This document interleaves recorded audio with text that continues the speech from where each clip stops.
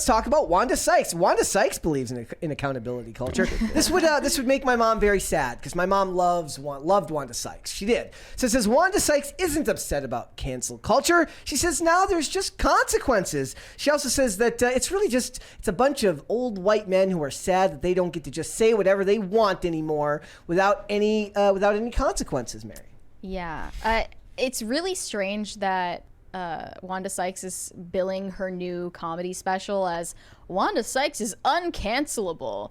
People always say this when it's like you're uncancelable, not because you're so resilient to backlash, but because you have zero subversive opinions or jokes to offer. Yep. And that's why you're not going to get canceled. Good job. I'm uncancelable because I don't have anything objectionable to say. Because I'm incredibly inoffensive. I mean, but that's because it's from this people with the same delusion. You say, like, I'm part of the resistance as I parrot every single belief that's pushed by every mainstream network and corporation in the country. It's so tiresome. But I mean, that's Mary. That's the same people who always talk about, like, as if we're still living in a highly Christian, highly Catholic country, right? Where they pretend like that's what this still is. Like everyone's got a picture of the Pope hanging in their room. Like being as vulgar as possible isn't the status quo now in the entertainment industry. So here's what she said. Come back and then complain about it 15 years later. She said, to me, the whole complaint about cancel culture is a lot of men, especially straight men, who are just pissed that they can't say things anymore, you know? Big one right there, Mary, from Disco Jensen.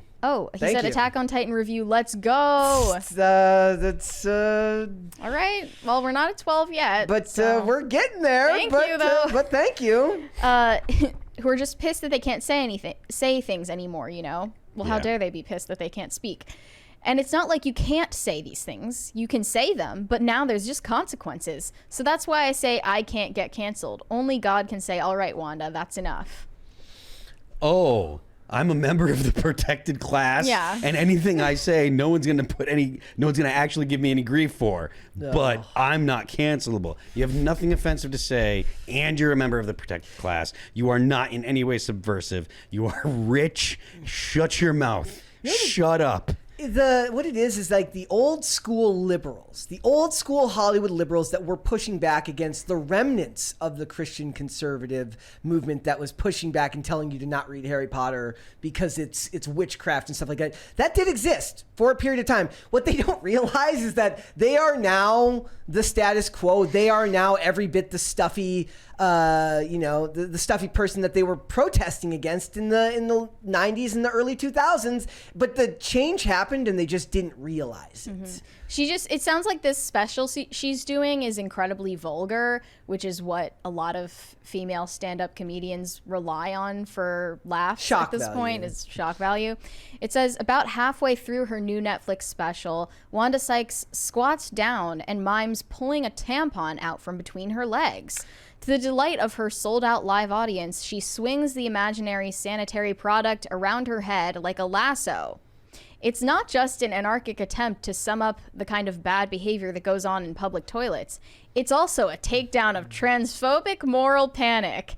After all, these spaces that people are freaking out about admitting trans women into, they're not exactly the most pleasant places in the world. Quote, I welcome my trans sisters into the ladies' room, she shrugs to the crowd. Maybe you'll make us do better, you know? Yeah, women are so disgusting for having a period. Oh, there we go. Let's go! We got one from Beanbag Actual. He said, hold. Hold, please. He said, what's up, crisis actors? It's me, ya boy. The ATF family decided to stop holding my hush pickle hostage after 294 days. To heck with the ATF and the NFA. That is all. Is that the average amount of time that they'll hold on to that before giving it to you? I just got one last time I just picked one up last time I was home. I put the paperwork in on October 3rd. Yeah. And I got it back in April. Wow. So 6 months. Yeah. Yep. Mm-hmm. Arbitrary bureaucratic bullshit. 100%. Yep. This just sounds like she's calling biological women disgusting for having periods. It doesn't sound like it's accepting at all. She's getting ready for that movement of neo women who don't have to do something as disgusting as bleed from their vaginas. Yeah, they're nice and clean. They don't have uterus, so Maybe biological women are so disgusting with their periods, they should be just sanctioned off into their own private restrooms for only biological women. Yep. But yeah, crazy. They're so gross. Yeah, maybe we should cordon them off from the rest of polite society, Yeah. Mary. I don't get why people find periods so gross, but I also don't get why there are some women that think that it's acceptable to just bleed. Wait, what? I don't get why some people find periods so disgusting, but I also don't get why there are some women that think it's acceptable to just The free bleeding movement? Yeah. Like, yeah, well, come that on. didn't last very long. That was very 2014. Her new special has material on how medical sexism has let down menopausal women, ? And why black people can't be weird for fear of being murdered in the street. Can we just have a podcast called Big Sigh. Ooh, actually, that's not a bad name. Big Sigh. A lot of times when Mary's sending me the worst of the worst articles, sometimes all I can respond is just typing out sigh. I actually do that. I'm just like, sigh. I really do think Big Sigh is a great name for a podcast. It is. Big Sigh. Look, dude, it's just at a certain point, you have to accept that you're part of the establishment now, that all your humor, your beliefs, everything that you hold dear, that was once a subversive take. Look, she should be canceled just for being in Velma, as far as I'm concerned. If she should be canceled for anything, it's for playing the utterly stereotypical lesbian cop in Velma, who constantly violates people's civil liberties while being stupid and annoying on the show. That's a real. They also talked in this article about how Wanda Sykes is very brave for being the first person to cancel and call out Roseanne Barr for her problematic tweet where she called an Obama advisor a character from the Planet of the Apes. Yep. She said that, here it is, in 2018, she was the first to publicly dissociate herself from the then hit Roseanne reboot. Quote, honestly, I never fell out with her. I just made a statement that I could no longer be on that show because of the comment. Reminded me of when Patton Oswalt was like, me in a picture with my good friend Dave Chappelle, and people on the internet were like, that's not a good idea. You should not take a picture with that bigot. He's a transphobic bigot. And he's like, okay, I'm sorry. I didn't mean to do that. It's a problem. I'm sorry. I'm not transphobic. I'm not transphobic. I promise. They also made sure to mention Dave Chappelle here. They said, while the likes of Dave Chappelle and Ricky Gervais generated controversy by ridiculing trans people, Wanda Sykes' I'm an Entertainer takes a markedly different tack. We had a big one right there from DD Megadoodoo97. He said, do worry, guys, we'll get married to go through her Mikasa era? Also, big psyop. Big psyop is amazing. That's Holy nice. crap. Mm-hmm. Somebody needs to do that. Quality time. I don't know. Are we going to get to 12? I don't think we're getting to 12 today, guys. ladies and gentlemen. That could be a standing one. If people want to try another day and get to 12 so that Mary has to watch and review the first 5 episodes of Attack on Titan, then so be it.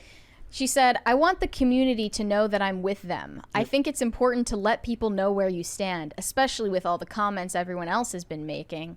Well, aren't you so brave? I hope they don't cancel you. You're so stunning. You're so brave. You're not afraid of getting canceled for supporting the trans community. It's so ridiculous. Incredible. But you know what it is? Is there was a time when they spoke up, it was brave. What they just don't realize is that it's just not brave anymore. Yeah. But they want the same level of adulation that came from. It's because of the topics, though. Yeah. It's not that they're not saying anything that is not 100% common. Thank you. There we go. Yep. Let's go.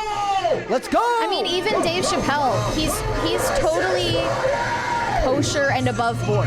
Yeah, he is. Yeah, but he's more eloquent and smart. He barely crossed a line. Yep. He's still a very acceptable liberal. Yep. He was on SNL. Come on. He's also more intelligent than Wanda Sykes in his delivery and his work. His last Saturday Night Live bit was perfect example of why he's so much better. Brilliant. He's so much better than everyone else working today. He all the other comedians, the likes of a Wanda Sykes should just be embarrassed that he's as good as he is, and she's just not very good.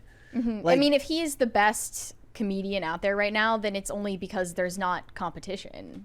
anymore. There's still comedy out there these days, but it's just you have to a lot of people that's the thing. You go to comedy clubs, you're into that scene, and the place where I see most of my comedy is people put up their their routines on Instagram and stuff like that. So I see clips of stuff like that, and I enjoy the comedians that at least try to get away from political humor. Like I was telling you the one yesterday with the guy who was talking about CrossFit. Where it's I joined an emotional support group for guys who peaked in high school. It's called CrossFit. And it's just I can appreciate because it always feels like when comedians like that do it, right? Then they do those bits and they get laughter, but then they get into anything political and it gets so much more of a reaction. So I can appreciate the ones who say look, I'm going to keep trying to find the bit that's not inherently political that gets the same. Trevor Wallace, I don't listen to his stand-up, but I can watch Trevor Wallace's skits on Instagram all day long because it's gloriously not political, right? The political jokes get clapter. Yeah, where it's from both sides. Applause more than anything because they agree more than the comedian said anything funny or clever. It's just he said the right thing, so we're gonna cheer for him, and that's just a sad situation if you are there to make people laugh and all you're doing is saying things that they agree with, so that way they clap like seals. Bill Burr, which is exactly what every nighttime talk show does. It's all clapter. None of it's actually laughing. They're not funny. Bill Burr was a genius at being able to address racial issues between the sexes in a way that was extremely intelligent and story driven a lot of the time. But the problem was that was 10 years ago now, 15 years ago now. We're in a very different socio-political landscape that we were back then. So it is what it is. And it's not new for people to want to get a sense of affirmation from comedy. No. Yeah. But now I think you're looking for affirmation by feeling comfortable, and comedians used to give you this feeling of affirmation from making you uncomfortable, and you feel I wasn't the only person that thought that was ridiculous. And it's catching you off guard that makes you feel accepted by the people around you because they also find the same thing funny. Yeah, because everyone's laughing. You're it's okay to think that because everyone gets the joke. I wanted to point out, by the way, that this take from Wanda Sykes is just recycled from Cat Williams in 2021. He said the literal same thing about cancel culture. He said that canceling is merely a result of marginalized groups finally having a voice via social media to say that they're tired of being punchlines. He said, at the end of the day, there is no cancel culture. He said, I don't know what people we think got canceled wish we got back. I don't need to know. Who are they? It's done for the reasons it's done for, and it helped. All that's going to happen is that we're going to have to be more sensitive in the way that we talk. Isn't that what we want anyway? Can you hear the ladder being pulled up behind him? I can hear the ladder being pulled up behind him right now. It's bouncing against whatever he's done. Do you remember the story about the construction worker or he was a cable TV installer who was had his arm out the window while he was driving, and somebody called his job because it looked like he was making the okay hand gesture? No. Does anybody remember that? No, in the chat, does anybody remember what I'm talking about here? I remember that a long time ago. So this was at the peak of the Reddit, the hysteria that was going on around the how it's a sign of white supremacy. And some not white cable installer or something was driving, and somebody saw it out the window and got the number on the back of the work truck and called his job and got him in trouble. Bonk. That's... I'm willing to say cancel culture was never a thing for a lot of celebrities because they're anti-fragile. And but real cancel culture was weaponized against ordinary people. Yeah. Who were attacked on social media by a bunch of strangers. Yeah. The celebrity, whether we're talking about the what's his name, the Louis C.K., he comes back, he makes more money now than he did before. Roseanne's doing fine now. All of these celebrities, like you said, anti-fragile. They just keep working. They just kind of have a bit of a come to Jesus moment, if you will, right? Where they realize that you can't rely on the system forever, and that you're going to have to take the work into your own hands and do it on your own. And that's just part of it, right? Mm-hmm. So, here's another part of Cat Williams' statement. He said, "Your job as a comedian is to please the most amount of people with your art." I don't know if please is the right word, but he said if you want to offend somebody, nobody took those words away from you. Dirty beep ain't been taken away. You can say that, but don't call somebody this word when you know this affects all of these people. Don't use the R word when you really mean people on the spectrum. Don't say this word instead of saying autistic. Don't say this word instead of saying little people.